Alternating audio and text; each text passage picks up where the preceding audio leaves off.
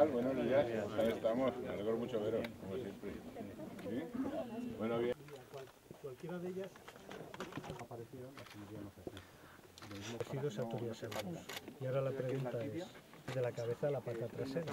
En el momento en que está desplazado...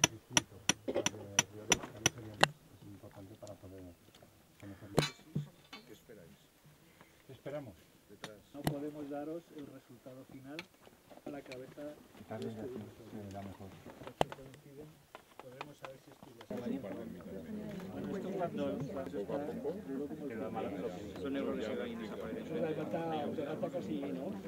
Si pertenecían al mismo y resulta que todos estos restos corresponden a Turiasaurus riodebensis, sería una gran noticia porque se completaría de una manera inusual un dinosaurio gigante como en ningún otro lugar del planeta.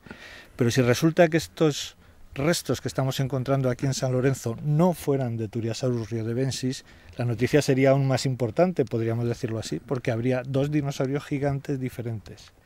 Fue una magnífica idea poner en marcha no solo Dinópolis, sino la fundación, que tiene el respaldo científico.